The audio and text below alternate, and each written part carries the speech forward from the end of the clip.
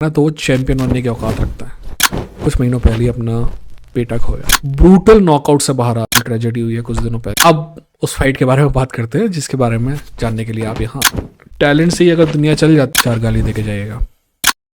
Welcome NEET fight junkie में आप सभी का स्वागत है। मुझे पता है कि यूएफसी का इस हफ्ते फाइट नाइट कार्ड है, पर मेरा मानना है कि इस हफ्ते की सबसे बेहतरीन फाइट जो है वो पीएफएल में होने वाली है।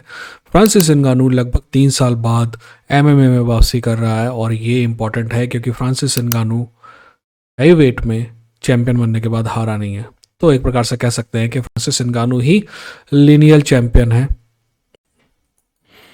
ठीक है ना। और कह भी सकते हैं और नहीं भी कह सकते हैं, बट पीएफएल इसी बात को पकड़ के बैठा है क्योंकि उनको कोई ना कोई चीज़ तो चाहिए पकड़ के बैठने के लिए। एनीवेज, इसमें हम हिंदी में एनालिसिस करेंगे, प्रेडिक्शन करेंगे पीएफएल के पूरे कार्ड का। मेन फाइट को छोड़ के बाकी सारी चीज़ों पे हम सिर्फ एक सरसरी नज़र मारेंगे और देखेंगे कि क्या चल रहा है क्या नहीं चल रहा है, ठीक है। आगे बढ़ने से पहले सब्सक्राइब करके बेल आइकन क्लिक करिए क्योंकि ये कॉम्बैट स्पोर्ट का सबसे बेहतरीन चैनल है। जब कभी आप वीडियो देखकर उठेंगे तो आपको लगेगा कि आपका नॉलेज बढ़ा है, और अगर ऐसा नहीं लगता है तो अनसब्सक्राइब करिएगा, 4 गाली देके जाइएगा। सबसे पहला काम करिए, फाइट का टाइम नोट कर लीजिए। देखिए, अर्ली प्रीलिम्स वाला जो कार्ड है वो 11 बजे चालू हो जाएगा लगभग रात को, शनिवार के दिन। और मेन कार्ड जो है वो लगभग 1:30 बजे, यानी कि शनिवार की रात को 1:30 बजे कह लीजिए, या संडे की रात को सुबह 1:30 बजे चालू होगा। आपको कहाँ देखना है ये आप फैन कोड पे देख सकते हैं। मेरे ख्याल से 25-26 रुपये का कार्ड होगा, है ना।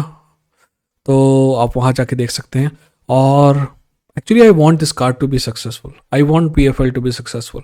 पीएफएल अगर सक्सेसफुल होगा ना तो फिर यूएफसी को अपने नंबर 1 पोजीशन बनाए रखने के लिए ज़्यादा मेहनत करनी पड़ेगी। और अगर यूएफसी को ऐसा करना पड़ेगा ना तो हमें बेहतर फाइट देखने को मिलेंगी। वहीं दूसरी तरफ फाइटर्स के लिए एक और ऑप्शन हो जाएगा कहीं जाने के लिए, सो वो यूएफसी से बेहतर निगोशिएट कर पाएंगे, ठीक। चलिए फाइट की तरफ चलते हैं। सबसे पहली फाइट जिसके बारे में हमें बात करनी पड़ेगी वो है एजे मकी वर्सेस पॉल ह्यूज की फाइट। पॉल ह्यूज के बारे में मुझे ज़्यादा कुछ नहीं कहना। पॉल ह्यूज एक्चुअली अच्छा फाइटर है, टू बी ऑनेस्ट बहुत अच्छा फाइटर है, पर जिसके बारे में हमें बात करनी है वो है एजे मकी। मैं आपको पहले ही बता देता हूँ कि इस फाइट के बारे में मेरा क्या विचार है। मेरा मानना है कि एजे मकी इस फाइट को जीतने वाला है और वो भी बहुत आसानी से, ठीक है ना। अगर एजे मकी यूएफसी में होता ना तो, और 145 में होता, अगर वेट कट करके आता तो टॉप 5 फाइटर होता। और अगर 155 में भी वेट कट नहीं करे बिना भी आता तो भी टॉप 5 फाइटर होता। एजे मकी इज दैट गुड। एजे मकी की अगर मेरे को तुलना करना होगा ना तो मैं कहूँगा कि एजे मकी 155 पाउंड का जॉन जोन्स है। अब आप कहेंगे कि मैं जॉन जोन्स से तुलना कर रहा हूँ यार, ग्रेटेस्ट ऑफ ऑल टाइम से तुलना कर रहा हूँ। AJ McKee is very good, very very very good, और talent wise actually Jon Jones के जैसा है वो।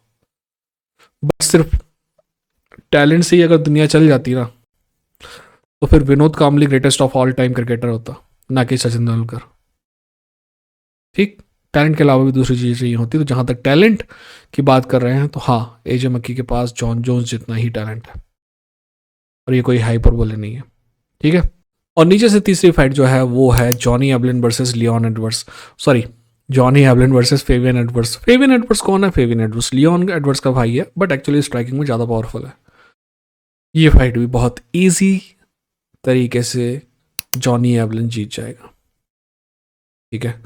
जॉनी एवलिन ऑलरेडी फेवियन को हरा चुका है इससे पहले भी, तो कोई ज़्यादा बड़ी बात है नहीं। पर जॉनी एवलिन को मैं कैसे समझाऊं आपको, जॉनी एवलिन अगर 185 डिवीज़न में होता नहीं यूएफसी में तो टॉप 3 फाइटर होता। और मेरा मानना है कि जॉनी एवलिन एक्चुअली अगर यूएफसी में ना तो वो चैंपियन बनने की औकात रखता है। जॉनी एवलिन इतना टैलेंटेड है, ठीक। अगली फाइट जो है वो है Cris Cyborg versus Larissa Pacheco. Larissa Pacheco वही लरिसा पचेंको है जो केला हैरिसन से हारी भी है और हराई भी है। और केला हैरिसन लरिसा पचेंको से हारने के बाद ही पीएफएल से यूएफसी में आई थी, ठीक है ना। देखो सट्टेबाजों का कहना है बैटिंग ऑड्स के हिसाब से लरिसा पचेंको को जीतना चाहिए, ठीक है ना, क्योंकि उसने केला हैरिसन को हराया। केला हैरिसन जो ना नेम ऑफ द गेम हो गई है आजकल, और 9 साल छोटी है लरिसा पचेंको जो है, अपने पीक में है, अभी 30 साल की है। वहीं दूसरी तरफ साइबोर्ग जो है 39 साल की है। और साइबोर्ग है दोस्त। लरिसा पचेंको के बारे में कुछ कहूँ और साइबोर्ग के बारे में कुछ कहूँ, टू बी ऑनेस्ट दोनों लगभग एक जैसी हैं, ठीक है ना। लरिसा पचेंको की सबसे बड़ी कमी क्या है कि वो कभी कभी रैकलेस तरीके से स्ट्राइकिंग करती है, साइबोर्ग भी वही करती है। देखिए लरिसा पचेंको ऊपर जा रही है और साइबॉर्ग नीचे आ रही है, इस बात पे कोई शक नहीं है। पर मेरा मानना है कि साइबॉर्ग इतनी नीचे नहीं आई है कि लरिसा पचेंको से भी नीचे आ जाए। हो सकता है कि मैं गलत हूँ और एक्चुअली वो साइबॉर्ग को हरा दे, बट मेरा मानना है कि साइबॉर्ग ये फाइट जीतने वाली है। दिल दिमाग पैसा सब साइबॉर्ग पर लगाया जाता है। ठीक है, अब उस फाइट के बारे में बात करते हैं जिसके बारे में जानने के लिए आप यहाँ आए हैं, और वो है फ्रांसिस नगानू वर्सेस हेनन फरेरा की फाइट।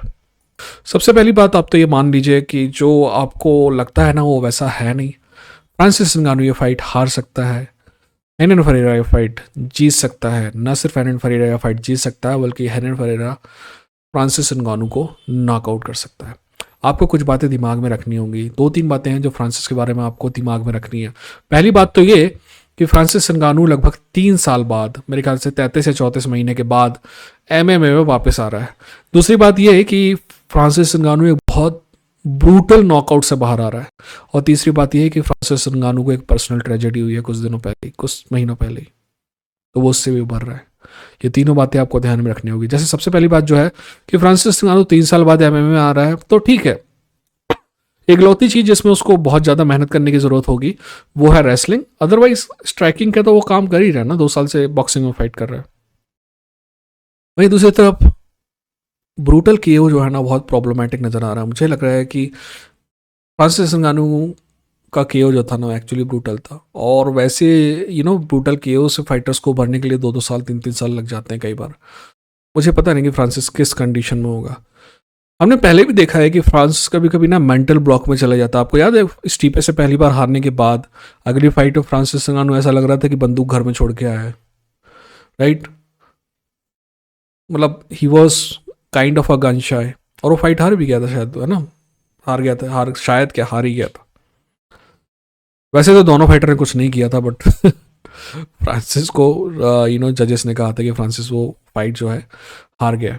अब तीसरी बात, फ्रांसिस ने कुछ महीनों पहले ही अपना बेटा खोया है। अब देखिए, अगर फ्रांसिस से उबरा नहीं है ना तो फ्रांसिस डिप्रेशन में होगा, वो भले ही आपको दिखाए या ना दिखाए। बट अगर वो उबर गया है ना तो शायद यही चीज़ उसको इंस्पायर कर सकती है। इसीलिए ना मैं इस चीज़ को ना ऐसा नेगेटिव नहीं मानता। कहने का मतलब ये नहीं मानता कि ये उसको बुरे तरीके से ही प्रभावित करेगी। हो सकता है किसी और तरीके से ही प्रभावित करे। मैं ना इससे जुड़ी एक बात बोलता हूँ कि फ्रांसिस नगानू ने कहा कि जब उसका बेटा मर रहा था ना, तब उसने रियलाइज़ किया कि वो पहले गरीब था, आज अमीर है। पर इतना अमीर होने के बावजूद भी, इतना पावरफुल होने के बावजूद भी अपने आप को वो असहाय महसूस कर रहा था कि उसका बेटा उसके सामने मर रहा था और वो कुछ नहीं कर सका, है ना? आप कितने पावरफुल होते हुए भी कितने वीक रहते हैं, ये फ्रांसिस नगानू बता रहा था। एनीवेज, चलिए इस फाइट के बारे में बात कर लेते हैं। सबसे पहले बात करते हैं साइज़ की। दोस्त, फ्रांसिस नगानू, ऐसा कभी कभी होता है कि फ्रांसिस नगानू से बड़ा फाइटर साइज़ में कोई और होता है, और ये फाइटर फ्रांसिस नगानू से बड़ा नहीं, काफ़ी ज़्यादा बड़ा है। ठीक, जहां तक स्ट्राइकिंग की बात है, फ्रांसिस नगानू टेक्निकली बेहतर बॉक्सर है, बट फ्रांसिस नगानू को रीच का डिसएडवांटेज है, और ऐसा वैसा छोटा मोटा डिसएडवांटेज नहीं, अच्छा खासा डिसएडवांटेज है। आपको पता है हेनर परेरा की रीच कितनी है? हेनर परेरा की रीच है 85 इंचेस। इसलिए फ्रांसिस नगानू के लिए ना डिफिकल्ट होगा उसकी रेंज में आना, क्योंकि फ्रांसिस नगानू को अगर नॉकआउट पंच डिलीवर करना है तो उसकी रेंज में आना पड़ेगा। और प्रॉब्लमेटिक बात यह है कि अगर वो उसकी रेंज में आएगा तो उसको खतरा है खुद भी नॉकआउट होने का। जहां तक स्पीड की बात है, स्पीड में हेनन फरेरा की स्पीड फ्रांसिस नगानू की स्पीड से ज़्यादा नहीं, कहीं ज़्यादा है। हेनन फरेरा बहुत एथलेटिक फाइटर है ना? स्ट्राइकिंग में हेनन फरेरा बाकायदा फुट मूवमेंट का भी बहुत शानदार इस्तेमाल कर सकता है, बहुत एथलेटिक है। जहां तक पावर की बात है, आपको पता ही है कि फ्रांसिस नगानू बैल को भी नॉकआउट कर सकता है। मैं आपको बता दूं कि हेनन फरेरा भी बैल को नॉकआउट कर सकता है, ठीक है ना? दोनों ही एक दूसरे को नॉकआउट कर सकते हैं। रेसलिंग इकलौती ऐसी चीज़ है जहां पे फ्रांसिस के पास क्लियर एडवांटेज है। क्या मैं ये कह रहा हूं कि उसका टेक डाउन डिफेंस बहुत बुरा है हेनन का? नहीं, मेरे ख्याल से हेनन फरेरा जो है 1-2 टेक डाउन तो मेरे ख्याल से पहले राउंड और दूसरे राउंड के हाफ टाइम तक टेक डाउन डिफेंस कर लेगा फ्रांसिस नगानू का। प्रॉब्लम आएगी उसके बाद, जैसे जैसे फाइट आगे जाएगी टेक डाउन करना इजी होता जाएगा फ्रांसिस नगानू के लिए हेनन फरेरा को, ठीक है ना? गेम प्लान क्या है? गेम प्लान तो एरन परेरा के लिए सिंपल और स्वीट यही है कि इसको नॉकआउट करना है पहले राउंड में ही फ्रांसिस नगानू को, क्योंकि फ्रांसिस नगानू जो है अडॉप्ट करता है, दूसरे या तीसरे राउंड से वो रेसलिंग करने लगेगा और वहाँ पे दिक्कत हो जाएगी। ठीक इसी से जवाब मिलता है कि फ्रांसिस नगानू को क्या करना है। Francis Ngannou needs to wrestle. I know there is a ego problem in standing up, but दोस्त Francis Ngannou needs a win. Francis Ngannou जो है ना, को ज़रूरत है इस जीत की। देखिए मेरे हिसाब से सबसे इंपॉर्टेंट बात जो है ना इस पूरी फाइट में, वो है मेंटल कंडीशन। एरन परेरा जो जिसके इंटरव्यूज से और उसके जो लेटेस्ट जो भी मैं देख रहा हूँ उसके बारे में, he comes out in a very good mental state, right. वहीं फ्रांसिस नगानू के मेंटल स्टेट हमें पता नहीं कि फ्रांसिस नगानू प्रिटेंड कर रहा है कि ही इज़ ओके और ही इज़ एक्चुअली ओके, है ना। ये सब डिपेंड करता है फ्रांसिस नगानू के मेंटल स्टेट में। मेरे हिसाब से फ्रांसिस नगानू जब टिप टॉप मेंटल स्टेट में होगा ना, तो उस दिन वो सुपरमैन को भी हरा सकता है। और मेरे ख्याल से ये फाइट से फ्रांसिस नगानू के लिए ज़रूरी है, क्योंकि इस फाइट में उसे प्रूव करना है कि जितने भी नए शेयर थे ना वो गलत थे। और मेरा मानना है कि फ्रांसिस नगानू ये प्रूव करेगा। दिल फ्रांसिस, दिमाग फ्रांसिस, पैसा होता तो फ्रांसिस पे लगाया जाता। आप मेरे को अपने सारे प्रोडिक्शन नीचे बताइएगा, ठीक है ना। मैं कोशिश करूँगा, मैं देखना चाह रहा हूँ कि कितने सारे लोग चाहते हैं कि मैं रात को करूँ या ना करूँ आपका वॉच अलॉन्ग। अगर ज़्यादा लोग चाहेंगे तो मैं ज़रूर करूँगा, है ना। अगर नहीं चाहेंगे तो बस। बट हम UFC के फाइट में मत सोचिएगा मैं करूँ, है ना, क्योंकि आप सभी वो फाइट देख सकते हैं। और ये वाली फाइट भी ज़्यादा रुपये नहीं, 25-26 रुपये की है, तो आप देख ही सकते हैं। ठीक, अपने ख्याल रखिए, अपने को ख्याल रखिए। ये था नीट फाइट जंकी, लड़ेंगे जीतेंगे। ठीक है।